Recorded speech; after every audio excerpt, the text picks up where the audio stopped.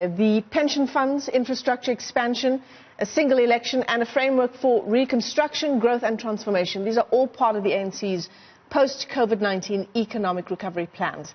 Now, these were the proposals made by the ANC to stimulate economic growth and job creation and to speed up its own commitments in the 2019 manifesto. For more on the story, we're joined now via our Skype line by the party's head of economic transformation, Enoch Godongwana. Mr. Godongwana, good morning. Thanks very much for joining us this morning on the AM report. So the ANC clearly not very happy with the issues around approaching the IMF for help. Take us through some of those discussions and some of those feelings by the governing party. Let me start by saying the ANC cannot approach the IMF. It's not government. So we must not conflate government with the party. The South African government would probably approach a number of multinational development institutions for funding, including the IMF and the World Bank, the New Development Bank. I know they've done with the New Development Bank because I sit on its board. So the governing party, what is its stance on government approaching the IMF? Is it just a matter of this is what we have to do? Does the governing party have an opinion, a stance? The governing party has had an opinion since 1992 on this matter. In its document, Ready to Govern, the governing party said the IMF and World Bank are notorious of what is called structural adjustment programs, which interfere with the sovereign policy space of the countries affected. But given the fact that when we are going to assume government, when you get into government, we will interact with the World Bank and the IMF like all institutions, but we will safeguard this, our sovereign policy space. That policy stands. I mean, it's a very different world to 1992, isn't it? It's 2020. We're in the middle of a pandemic. Our economy is taking a knock from all sides. Does that change that kind of stance, given what the IMF has said about the interest rates possibly being quite low on a loan to South Africa? Look, in 2020, the IMF itself has provided a number of facilities without that condition being attached. That's the first point. The second point, the IMF itself has changed substantially since 1992 in terms of the policy stance and the structural adjustment programs. So I'm not sure what kind of, first and foremost, we'll start with the existing facilities. If we exhaust the existing facilities which do not have those conditions, we will have to retain the policy stance we've had in the past. Mr. Godongwana, as head of economic transformation in the ANC, I want to ask you again about South African Airways. You know, government is once again looking at private equity partners as the restructuring of the state carrier goes ahead. But what is the governing party's stance on us even having a national carrier? Is that something we can do away with? Of course, the biggest challenge there is all of the people who are employed with SAA. But is a national carrier something that's essential to us? A national carrier and local aviation industry is critical for a number of reasons.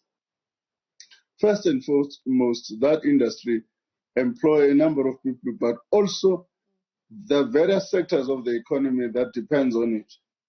Its multiplier effects on the economy, the figures we have been given is that the industry has got about 470,000 jobs.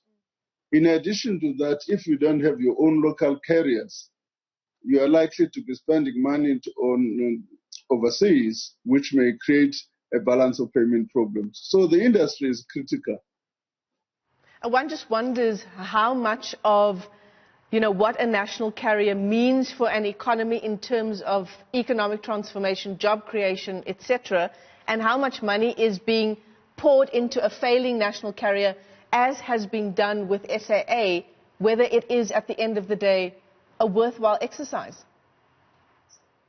You know, you must understand, I mean, I've just outlined the two advantages I mentioned about the national carrier, the employment effect and the balance of payment challenges. Insofar as the amount that has been put into the carrier at the moment, some of the figures are not unavoidable, because when state-owned enterprises raise capital, they also raise it on the back of sovereign guarantees. So the government has got sovereign guarantees to meet obligations in respect of SA, whether it closes or not. There are also employees whose severance packages are got to be considered, which is more than 2 billion rand. All of those factors are fixed costs which the government can't avoid. Mr. Godongwana, before we let you go, there's a number of issues that we'd like to talk to you about, but perhaps I can pick your brain as, again, head of economic policy at the ANC. The VBS Mutual Bank saga and, you know, the fallout from that, the poor people who were the worst affected by that now defunct bank being defrauded. Among those who were severely implicated, not yet charged, as the ANC's SG has said, but Danny Msiza, Florence Ratilani, reinstated amid this cloud of VBS Mutual Bank. I feel that there is an economic component here that you are able to comment on. As someone who is in charge of economic transformation, are these the kinds of people you would want reinstated in the province that has the kinds of economic challenges as it has? There's a distinction between the conduct of individuals and economic development. I don't think that conduct of individuals has got anything to do with the economy of the province. But I know you want to ask this question, but you wanted to find some angle. Let me help you. Denim Caesar and Florence were found guilty by the Integrity Committee without even appearing before the Integrity Committee almost 2 years ago. They have been told to step aside. I don't know what that means in practice. For 2 years without anything happening. That, therefore, is basically unfair to those individuals. Let me tell you some of the stuff, the difficulty you have. For instance, we've had somebody accused in Captain for 7 years, Brian Klongo. We've been disciplining him for nothing. And people have been saying, no, he's going to be arrested soon. Today is 7 years Brian Klongo has been out. So we must avoid an environment where people are just treated on the basis of public opinion. There are courts that have got to find people guilty, and on the basis that we can decide that.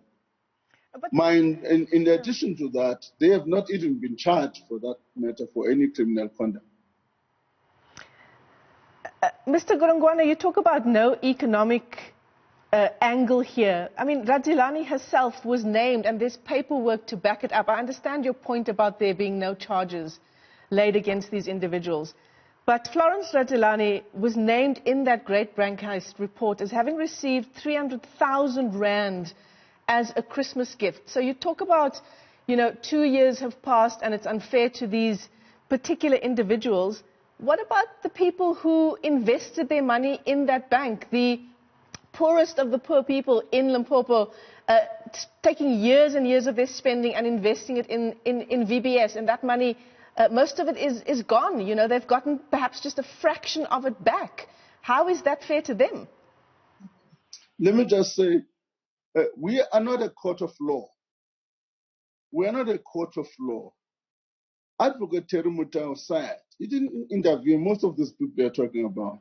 Advocate Terry Mutao said, what I investigated are missing funds in VBS.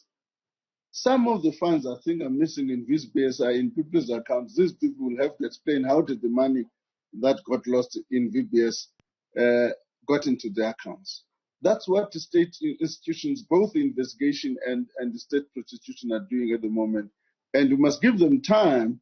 They've started last week in mopping up some of these people. I don't think that's the end. Yeah, I understand your point again that you've made around the ANC not being a court of law, but the governing party has decided to reinstate these individuals. That's certainly a decision that's made by the ANC despite what has come before. Mind you, this individual has been suspended for 2 years with no action of whatever kind. You can't suspend people indefinitely. You've got to take some action.